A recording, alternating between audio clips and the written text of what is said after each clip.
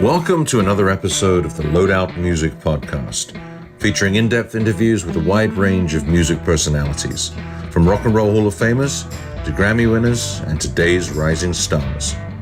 Recorded in St. Louis, Missouri, now here's your host, Aaron Perlett of Atomic Junction.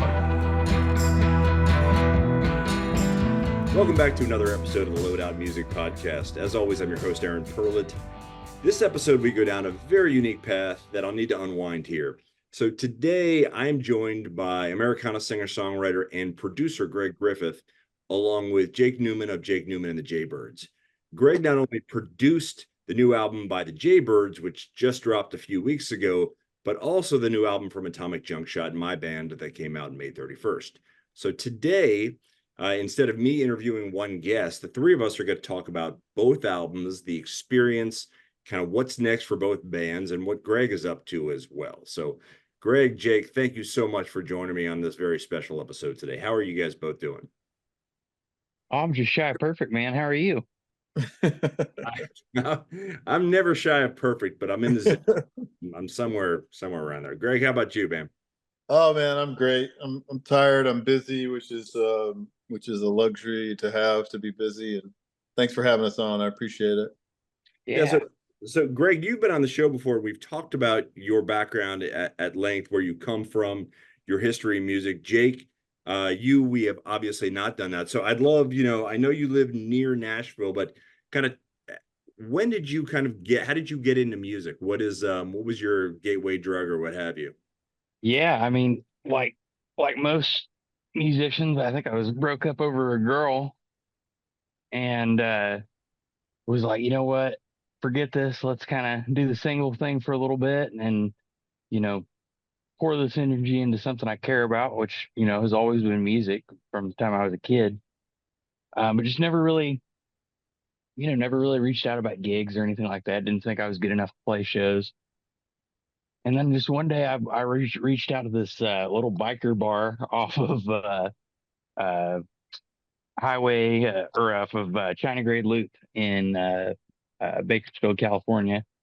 And I was like, hey, I'm 17. Can I play a show at your bar? And they go, you can on Tuesdays. And so I went down and I played their Taco Tuesday and just got hooked on it from there. That's a song right there. If you don't, yeah, playing in Bakersfield on Taco Tuesday. I mean, come on, man, it doesn't get better. Steak night at the Prairie Rose, my ass. Taco Tuesday at Ethel's Old Corral. Yeah. I knew I liked you for some reason other than music. So Jake, did you grow up in the Bakersfield area? I did. I was born in Bakersfield and grew up in the oil and ag industry. My whole family's either in the oil fields or in some form of farming, and grew up working cattle mostly, and then kicked around from job to job until I found music. But I think I was about 8 or 9 when I started to get serious about guitar, and really just sat on it for a long time until I was a teenager and kind of learned to sing, and that kind of led me to reach out for shows and stuff like that. But, at least one of us has learned to sing, but Bakersfield is truly where kind of that nexus between rock and roll and country music kind of, if it wasn't born there, it certainly thrived there. Yeah. And having heard you guys play, would you say like the Bakersfield sound, whatever you want to consider that to be, had a huge influence on you growing up in terms of and how it's influenced your musicality? Maybe more my the attitude of it. I like big complicated soundtracks to songs and stuff, but more of the idea of, hey, we're going to do it our own way. Forget whatever Nashville's doing, whatever mainstream music is doing. We're going to do this with a guitar, a harmony, and maybe some keys. You know what I mean? Like nothing overly, not too many frills. Yeah. And you know, it's kind of like, I consider us country music, but we're kind of like halfway between that and rock anyway. So I kind of have incorporated kind of the Bakersfield sound attitude of, hey, we're going to do this our own way into that country music that I grew up with. Yeah. Now, Greg, you've been around some pretty, I mean, the list of musicians you've been around, worked with, played with, recorded is a long and impressive one. When you were starting to create Peacedale Studios and records, and you I guess connected with Jake ultimately, what was it about Jake that you're like, this guy's got something, and I think I would be a good partner with him? Yeah, I mean, it was kind of coming out of the pandemic, really, where at least I was on my phone into TikTok. It was my outlet, my way to connect, create relationships with people.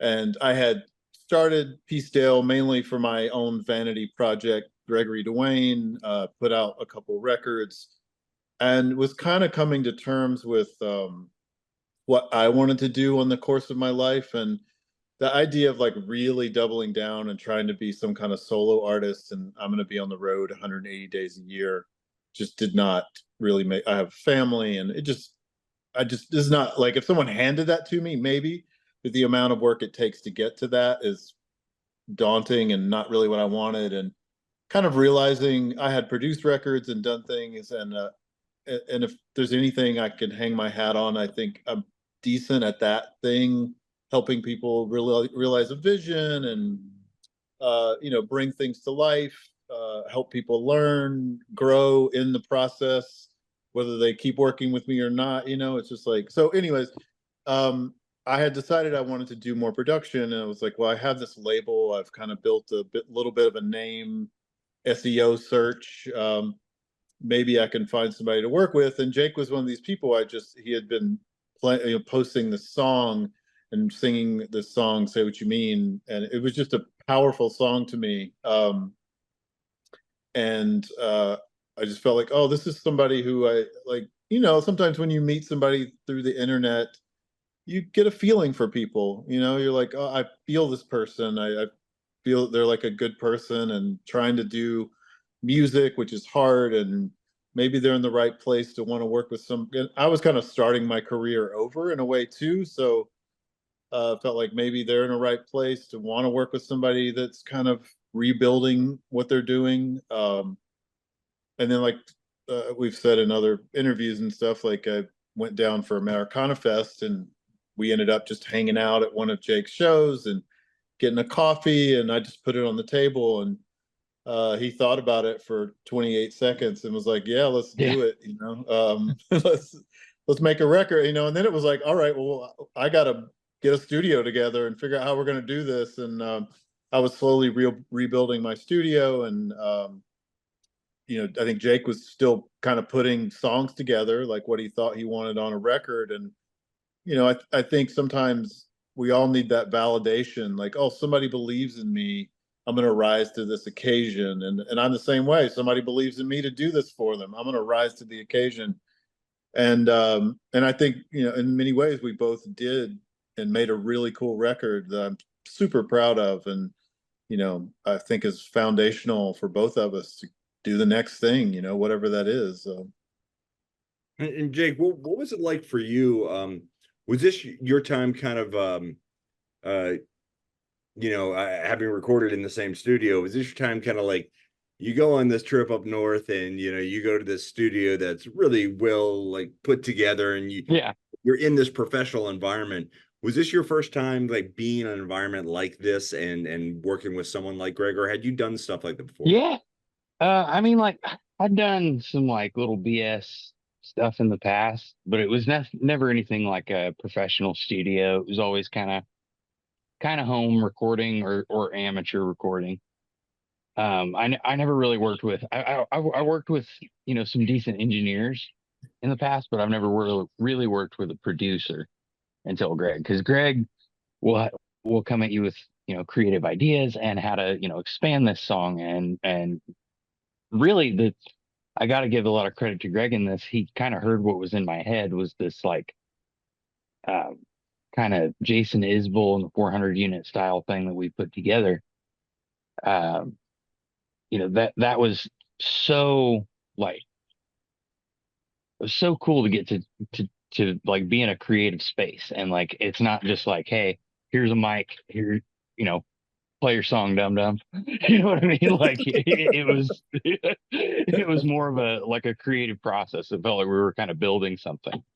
So it was really cool. It was a lot of fun.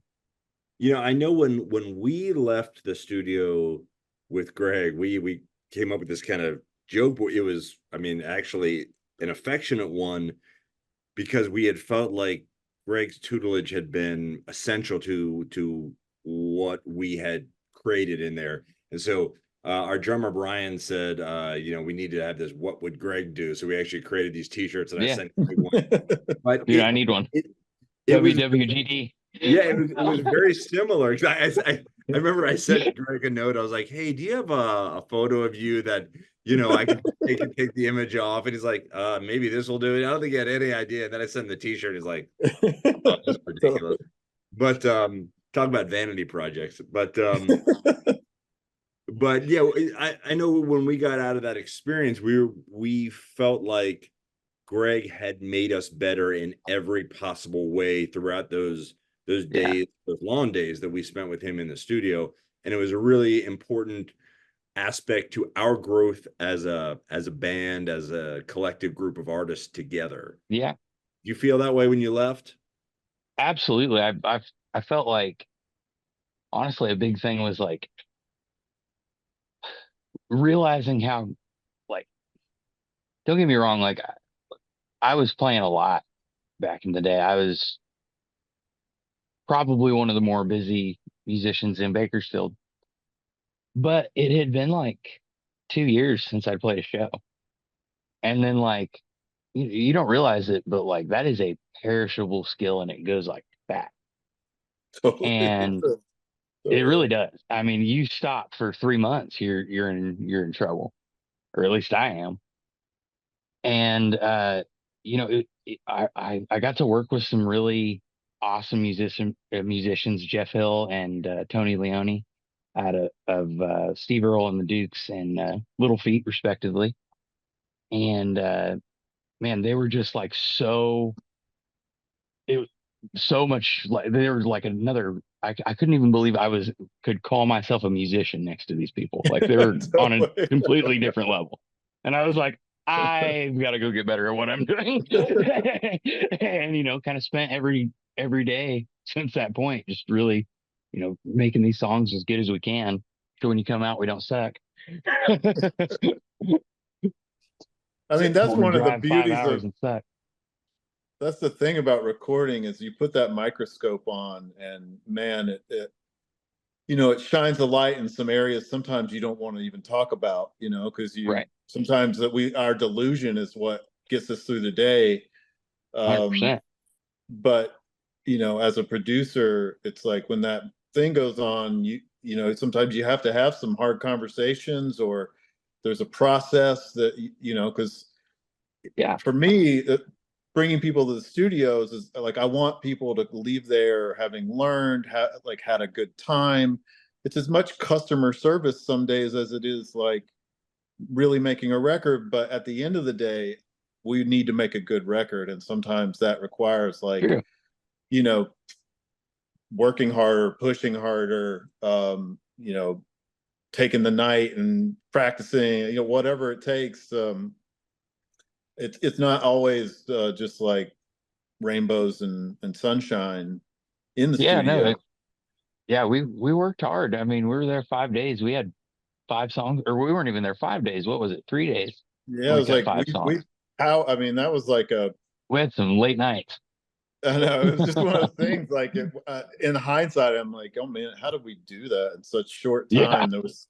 There was some divine intervention, and I mean, you for sure. sounded great and you sang great, and sometimes at the end of the Yeah, day, but if you have a great vocal, you can get away with a lot of things. And true, but just to your point, an enormous undertaking for 3 days. Like Yeah, sometimes you take 3 days to get one song. Like totally, you know, totally. like I Yeah, mean, I love a sorry, I love having a bound, kind of like you got to accept what you're getting to some degree in the moment and move on. And what is 100. that degree? I never know until I'm in the moment, but Yeah, um, got to polish that turd as shiny as it'll go. that's right. yeah, Yeah, totally. You know when to quit. Yeah. So Greg, I know, you and I met in kind of a similar way in that one of us started following the other on Instagram. I remember we talked about it before, we couldn't remember who, and then we started somehow exchanging messages after a while. And then I had asked you ultimately to be on this show a couple years back, and we had you on. And then I recall it was maybe February of 23. You called me, you said, "Hey, I'm getting my schedule together for the year. Would you guys be interested in recording? I'd like to record you." And I guess I'm curious, you and I had you knew exactly who we were and what we were, um, to the degree that you can tell through an online interface. What was it about Atomic that made you say, I think I could get some good sounds and do a good record with these guys?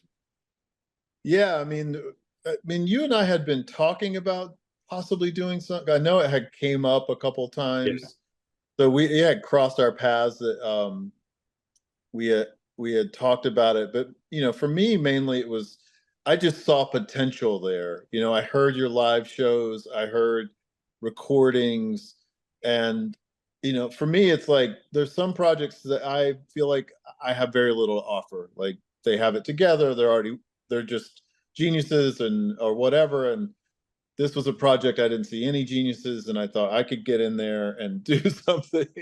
uh, No doubt. You definitely did not see any genius. No.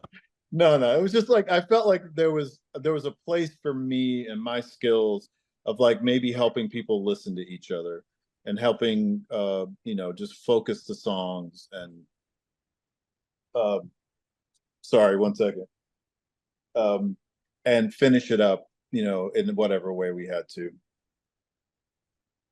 Yeah, So and I guess, coming out of that experience was the experience with us in the studio, and I think we were there for 4 full days and maybe one a half of another, and I couldn't believe how much we got through in that period of time. But when you came out of it, did you feel like you had accomplished what you thought you could do with us? yeah, well, we had to go about it in a particular way where we couldn't, because of the way the band's schedule, we were kind of playing to demos, and every record kind of works out. With Jake's record, it was I had two guys there. Jake played. It was basically live. We replayed some stuff, but the drums and bass were locked. Um, and from your section, we were kind of building and discovering as we went. So in some ways, and we were playing to demos that you had done with the drums. It was a little more piecemeal, which I think now I would, especially after seeing you guys play recently, I would never really want to do it that way again because I think you guys hearing yourself on a record has helped you guys grow in a way, like understanding yourselves and um, you know, whatever I mean, you guys just sounded so great, and when I came down to see you guys, but yeah, I wasn't. I'm usually just kind of as surprised as anybody else, like what's happening, and because it always unfolds a little different. That's what makes it interesting, and there was, I had some work to do in post of like figuring out parts, and we had done a lot of takes, so I needed to figure out what takes were really working, and we didn't really have time in the studio because we were working so fast to really go like that's the take, and so there was some after the fact of kind of making things work. So it maybe was from even me, it wasn't until maybe a month after we'd recorded that I started to really understand what we had gotten. And then it was cool. And there were, there was a lot of cool things happening. Because it took a minute to piece things together. Yeah, I know that, you know, in the during the process, you were able to help me, I know personally, vocally with finding new ways to frame melodies that maybe I hadn't done before. I'd always done it one way, and you were like, I think you should try this. Like Gene the Auctioneer, you had me uh, change the kind of the phrasing of the chorus. And there was parts of that in Dirt Roads as well. Um, and I don't think I would have ever thought of it without you. And then there's even some harmonies in some of our songs that I don't think I would have I know we didn't collectively think of until you know you're able to kind of stand back and think through this product that you've got and think of ways that you can make it better and kind of bring it, make it more alive or what have you. And I know that was a huge, very impactful for us. The way you were able to kind of see, it's like my wife when we walk into an old house, she's able to say, you know, knock down this fucking wall, this fucking wall, this fucking wall, and this Right. could be here. You were, and I can't see shit. You were able to kind of see or hear this is good. This needs to be just tweaked like this, and this needs to be added on here and there. And it was really impressive to see you do that in real time, as well as kind of after the fact with some of the overdubs and things that were added onto the record. You know, once we got out of the studio, such as whether it was Jimmy Wallace's piano, which I know had a lot to do with him, but I'm sure you gave him direction on some of that, or even some when we were doing the harmony vocals afterwards. You know, you gave us some direction on that, so it was really valuable for us. I appreciate that. Yeah, I mean, big picture is my thing. And then also I'm kind of discovering, like I said, as we go along too, I try to allow myself to just be creative on things and not immediately shoot things down. And, you know, sometimes you're creative and you need to live with it for a second and decide like, it does that work? Am I not liking it because I don't understand it? And usually as a producer and a listener, I'm just looking for clarity. Like I'm trying, like a lot of times when you get five people in a room, you're playing and listening is a very hard skill. And so I'm trying to help people listen to each other a little more or get clarity in what suits the song, you know, as goofy as that is, but it's like what mood, what snare drum sound, what guitar sound, what matches the lyrics, matches the mood, or is contrary to the lyrics and the mood. I'll put the towel. All right, we've been joined by a cat and a daughter. Life is good. Life is good. Jake, when you kind of look back at your experience with Greg, what is both your favorite memory of that whole experience, but also, you know, as I mentioned you earlier, what would you maybe change in retrospect, or at least add on that maybe you didn't? Because I know that, like, I was telling you about a text that I sent Greg, like, should have put some banjo in the song, and I didn't. And what was like the most, your favorite aspect of the whole experience, but also the thing maybe you change in retrospect, you wish you did? You know, I think I can actually kind of answer that in one answer, because to be honest with you, I kind of had this like vague idea when I went into the studio with Greg. I was like, I know like the artists I like, but to be honest with you, I still don't really know anything about production. So I'm like, this is kind of like, here are a few artists I like. You know, think I gave him like Tyler Childers, probably Reckless Kelly, and Chris Knight, probably. And I was just like, you know, check these guys out. This is kind of the subject matter I explore. Like, this is, you know, kind of what I'm trying to do. And, you know, we kind of thought about it, and it just kind of grew while we were there. So, like, it wasn't even that, like, there's stuff I kind of wish I put in it, because it was like, I didn't even know what was going to go in it. So, as we kept building stuff, like, I, like, couldn't believe how big the songs got. Um, I was just so used to hearing these songs too. Like even the recordings I had were just acoustic. So I'd like some of these songs I had never even heard with a band, like when we recorded these songs, because I hadn't even put together the Jaybirds when we recorded. So I mean, like it was kind of an amazing experience in that regard because like I felt like I was getting to hear my music for the first time. You know what I mean? Like you're like, oh shit, that's what that's supposed to sound like. You know what I mean? Like Yeah. Yeah. that No, was what was in my head. You know? I think Greg and I had a similar experience in that he was asking me like, who do I really look at as kind of like, North Stars for me? And I think Steve Earle was one for me, and maybe Ray Wiley Hubbard, Oh yeah. maybe Drive By Truckers a little bit. But it's not that I ever want to be exactly like any of these guys, but they're certainly Yeah. certainly artists that Aspect. inform like our approach and the sounds that we love to a degree. Yeah, exactly.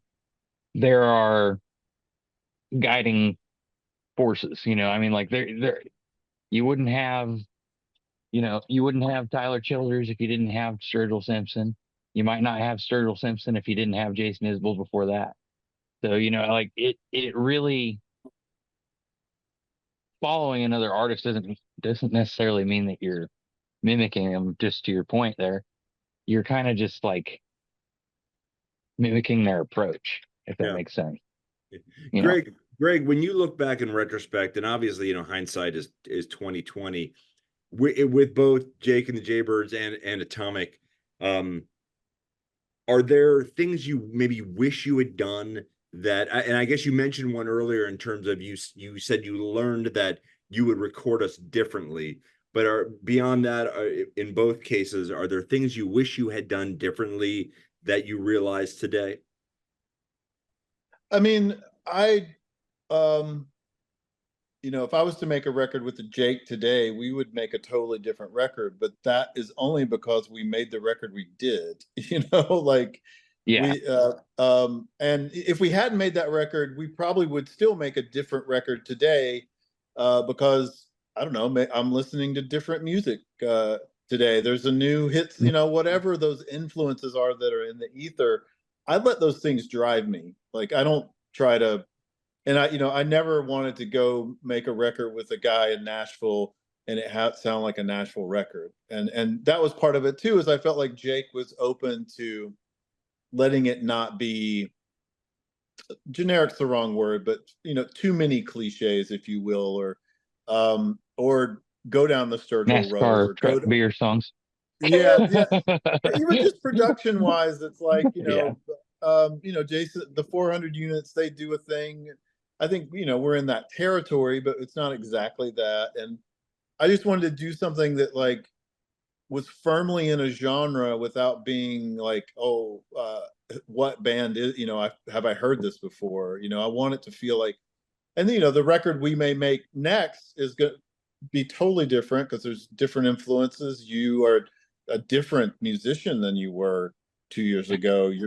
Your skills are you're so much Oh, tighter in all aspects, and just from playing and doing your thing that and the same for Atomic Junk Shot. It's like I feel like I said, maybe I would try, maybe now knowing how it happened, you guys are a big band, and I would probably want to record you more live again, if I had that opportunity. But again, part of being a recording is it is a record of that moment, and it unfolds how it unfolds, and I try to let that inform the art that this record turned out how it did because of the circumstances. If we tried to make the same record 3 months later, it may be totally different, and yeah. that's cool. But you can't worry about that. You have to make decisions and build on them, and that's how you get art into the world, is you make decisions, build on them, and release them and move on. We could remake Jake, and there's a possibility the next record we could re-record half of these songs to make an album, if we wanted. Like there's no rules. If we really felt like something missed the mark and it's a great song, re-record it. Like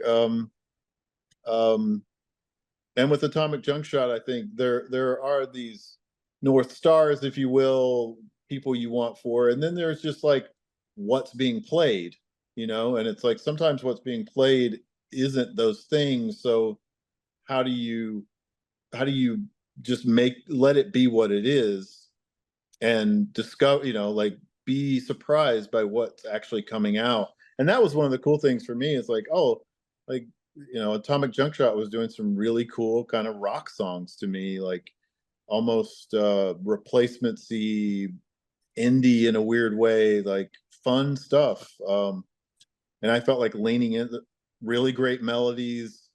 It's like, oh, these are really nicely written melodic songs, that I get, maybe they're not honky tonk, but they're very cool, Yeah, I think we know Jake's next album is going to be all tenor sax and just Jake. So it's just saxophone, Right. Jake. That's it. Yeah. But yeah, You ready for the Fox and Spoons video? Called Good Sax. good sax. I appreciate that with as it relates to ours, Greg. Because my background in music, and it's not that long. It's not like I go back playing for 30 years, and I take a lot of pride in the creation of writing those songs, and they mean a lot to me whether they sound like it or not, because I know sometimes my lyrics veer off into the silly realms a little bit, although usually there's some tie to the reality of my life, which is pretty sad in and of itself. But it's I can just say that working with you was honestly like one of those life-changing experiences for me. That's cool. I know for our band, and it was I'm so proud of the final product. Like I go back and listen to our first record, and we made it with a good producer, but I was so less experienced at the time. And I was talking with Jake a little bit about this before. There's a couple songs on there that I would so love to redo, because I hate hearing them, because I know how much better we play them today, how much tighter we are, how much better the instrumentation is, even the vocals, the melodies, everything about them is better today, and it drives me insane. But when I listen, we recorded our material for Peacedale 6 months ago, and I listen to it now, and you'd think I'd already be sick of it, because I tend to, get distracted by a squirrel and I'm on to the next thing. But I am so still proud of what we created, the five of us, the band and you, and even the contributors afterwards, that it's a really meaningful thing to me that we were able to put this piece of art or collection of art together. And Jake, I imagine you probably feel pretty similarly looking back at the Yeah, scope. absolutely. Yeah, I mean, it's sure picked up a lot. I mean, we've got this awesome residency down at Chiefs every Saturday that we've been playing and having a great time at. Every Saturday noon to 3 on Broadway. So come check us out. Come check us out. Yeah. Don't throw chairs off the rooftop. But yeah, just don't throw chairs at me. But yeah, I mean, we've been, kicking up. We're talking about doing some stuff up north, and talking about putting together a leg in Georgia as well. So, I mean, things have really picked up since then, and I'm super grateful, because this is, all I've ever wanted to do. So yeah, and I know we had nice to get to do it. And I know, our collective bands had a great experience recently. We were able to play together here in St. Louis, and we're going to do it again at the end of the summer in Clarksville, outside of Nashville. Yeah. And hopefully we'll be able to do that more often than not.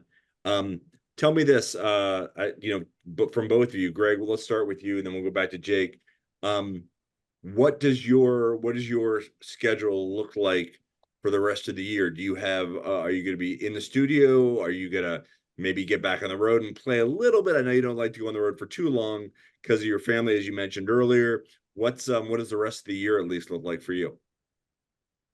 Man, at this point, I wrapped up a lot of projects, and I have a record coming out. It was actually the first record I did when I kind of decided I was going to produce again, with this artist Rachel Bayman, who's pretty well known in Nashville, and this other artist Vivian Riley, who are in Durham, North Carolina. And we did a record that turned out just like one of the coolest things, just unbelievable, all live in my living room. and they decided they wanted to put it out on Peacedale. So most of my end of my year is going to be being a record label guy, trying to work that record, because it's all covers and it's very clever and has a lot of potential, I think, in the streaming world. But ultimately, you know, it's that thing where it's like, I feel like with all three of these, with that record and both of you guys, like we made something cool and we're proud of it. And like that, beyond that, the outcome, you just have no control over, you know, like the commerce side, it's so tough. And I just feel like you have much more of a chance doing something interesting and different and having that open a door than you do trying to like aim for commercial success. And so that's what I love about having my own label and my own studio, is I can just make stuff that I want to be part of and let the gods take over if they want to or not. But ultimately, the people involved feel pretty good about the art they made. And that's really cool, you know, at the end of the day, that you feel good about the work you made, no matter what the outcome. So hopefully I have a couple things penciled in with an artist from Nashville. Hopefully Jake and I are going to do an acoustic record of this EP, and gear up for next year, you know. Jake, what does the rest of your year look like? I mean, I know you've got the residency at Chiefs on Broadway in Nashville. Yeah. So it doesn't allow you to get too far flung off the reservation, no pun intended. But definitely playing mostly around the Tennessee area this year. So you know, if you're in the area, definitely keep an eye on our social media, and you know, we'll definitely be letting you guys know when we're on the road.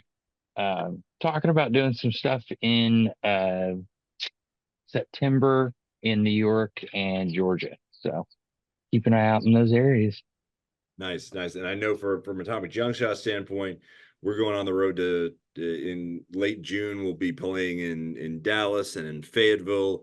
Then the end of the summer, we're playing, I think, Evansville, Louisville, and then with you in Clarksville, and then we go back to Arkansas for another show in the fall. So we're going to actually be on the road a lot more than we normally are, and hopefully losing as much money as possible, because that is where the actions are at. Expensive hobbies, my friend. Expensive hobbies is where it's at. Yep. Well, Jake Neuman, Greg Griffith, thank you so much for joining me. This has been a really fun way to kind of revisit both of our records and the experiences with you, Greg, that I think we're both so immensely grateful for having the relationships with you that we do. And I thank you both so much for being on the Loadout today. Thank you very much. Thanks, Aaron. Thanks, Jake. Yeah, thank you, man. Absolutely. Thanks so much. Thank you for tuning in to another episode of the Loadout Music Podcast, hosted by Atomic Junction frontman Aaron Perlett. Find all of our episodes and more at loadoutmusic.com.